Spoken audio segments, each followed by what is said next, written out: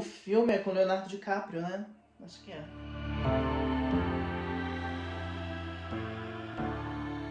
Olá, senhores! Meu nome é Alison e a biblioteca está aberta. E hoje a gente vai acabar essa tríade de vídeos sobre tipos de narração.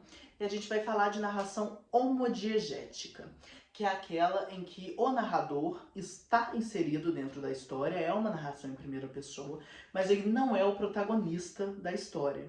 E para isso a gente vai trabalhar com The Great Gatsby, ou O Grande Gatsby, de Fitzgerald. E sobre o que é o The Great Gatsby?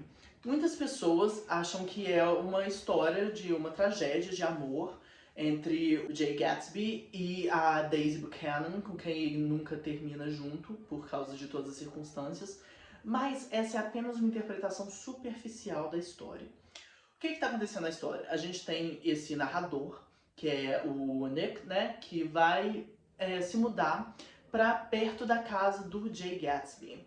E o Jay Gatsby é toda essa figura mítica, que tem várias festas da alta elite, e ele mora em West Egg. Enquanto a gente tem a Daisy Buchanan e o Tom, marido dela, morando na East Egg. São duas ilhas assim vizinhas.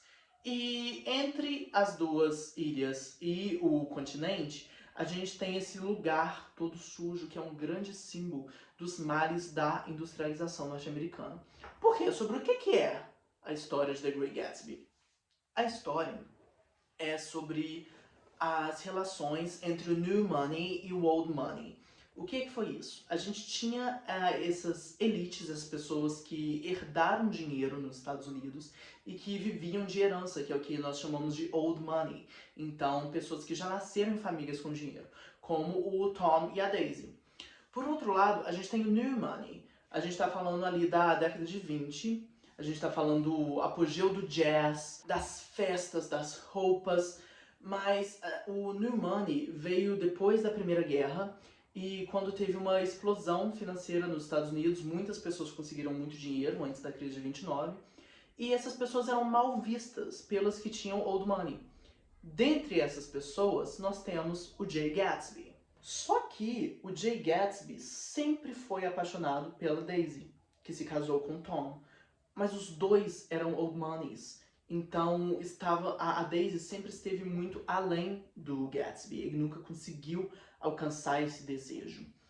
E a gente precisa entender aqui que esse desejo, que parece que é só um desejo romântico, na verdade é uma grande metáfora para aquele American Dream, né? O grande sonho americano da conquista que surge nos Estados Unidos e de como as pessoas sempre estão num lugar de impossibilidade de alcance dessa aquisição, porque ela é falsa. Quando a gente vê o Nick narrando tudo o que acontece na vida do Gatsby, quando ele começa a entender como realmente funciona o relacionamento entre a Daisy e o Tom, ele começa a perceber que essa mitificação do Gatsby está muito associada ao fato de que o dinheiro dele vem da corrupção. A gente estava falando de um momento de lei seca em que o alcoolismo era proibido, então a gente pensa numa produção de máfia alcoólica ali associada ao Gatsby. Então ele chegou nesse lugar de poder, esse lugar de riqueza e luxo, de maneiras ruins. E o mito Gatsby é muito além da pessoa real, porque a pessoa real é simplesmente um cara que sonhou com algo que ele nunca conseguiu, que é a figura da Daisy, ou a figura do farol verde, né? Esse desejo, essa ânsia de sempre se querer aquilo que é inalcançável. E a gente vê que quando eles finalmente conseguem ficar juntos, a gente tem a morte das pessoas ali envolvidas, porque não tem como se alcançar esse lugar. Porque é um lugar mitificado, é um lugar falso.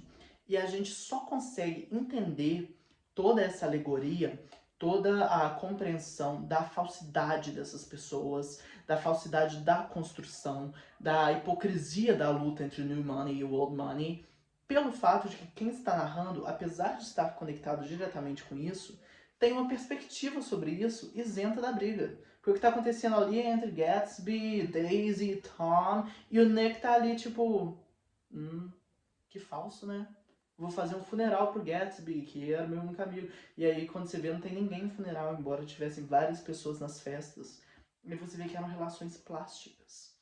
Então, O Grande Gatsby não é apenas uma tragédia amorosa. Seria bem cínico pensar que é uma tragédia amorosa, que é sobre um homem que sonha com esse passado que ele teve com a Daisy, que ele nunca pôde viver, e aí agora ele quer alcançar um passado, mas ele não tem como viver esse passado, porque a Daisy do presente não é a que ele imaginou lá atrás, e a Daisy tem que se alocar nessa relação do Gatsby consigo mesmo e com a realidade. Seria muito cínico imaginar que é sobre isso a história.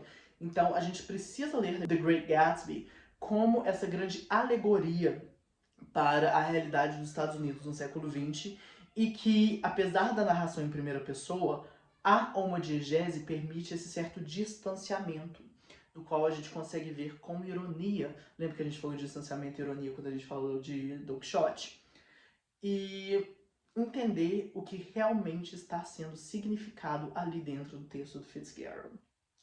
Com esse vídeo a gente termina a minha ideia de análise de estruturas narrativas em relação ao foco narrativo, né? A gente falou de heterodiegese, a terceira pessoa, a gente falou de autodiegese com Dom Casmurro, e a gente vai falar no vídeo que vem um pouquinho mais de autodiegese, que a gente vai falar sobre o Ateneu, do Raul Pompeia, e aqui a gente terminou falando sobre a homodiegese, que é essa ideia de um distanciamento, embora a narrativa em primeira pessoa.